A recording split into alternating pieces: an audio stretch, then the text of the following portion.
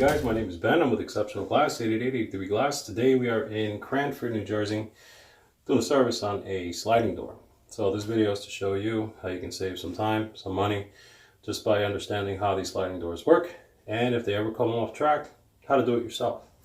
Of course, I always encourage you to hire professionally. You are dealing with glass, and things can happen. So rather let somebody else do it professionally that can replace it if something bad does happen, or if you feel for it, go right ahead and do it yourself.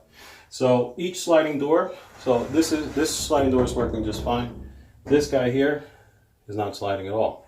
So the first suspect would be that it has fallen off of the internal track. So what it is imagine a little hook like this. So what happens is that the wheels follow inside of this groove, hence keeping them from falling out. So sometimes when a door is pushed either too hard or something's in the way, and then you close the door and then the door kind of jacks up in one way or another. So what happens is it literally comes off of that little groove, you can call it, and then you've got a situation like this. So of course I've already seen it. I know what the culprit is, and both wheels have come off of the track, and hence not allowing this to move. So it's as logical as it sounds. Literally, you have to grab the glass, lift it up inside of the internal track, and hang the wheels back in place. So I'm going to do that now. You know what? I'll show you what the inside would look like. That way you can get a better idea. So, as you see, this is the operable door, meaning this is the one that's not having a problem. It's sliding. You hear a little rubbing, and it's merely because the non-moving glass is actually pushing the guide up against the rail, hence creating a little bit of pressure. So those are the little grooves I'm talking about there. So as you see,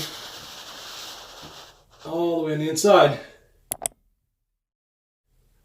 inside door is now no longer within that track. All right, so literally all we're going to do is we're going to go ahead, we're going to jack the door up and hang it back on. Okay, let's see if I can get this guy back in the original position. Professional videographer. There we go. So, carefully grab the door with both hands, nice solid grip. Try not to slide it back and forth, and try not to lift one end higher than another, literally picking it up all at the same time. Okay, squeeze your fingers inside, lift the door, give it a little counter pressure with your knee. I know you can't see it in the video, but roll it back and forth before you let go of the weight of the door. And there we go. Now the door is back on its track and moving freely. Let's see if you can see the internal components of this. As you see now, it is now within the track again, and it slides without issue. You can save a lot of time and money by doing this yourself, but again, I highly recommend using a professional, because as Murphy Law says, whatever can happen will happen. All right, if you guys need a service for one of your shower doors, feel free to give us a call, 888-83-GLASS, or visit our website at njglassdoors.com.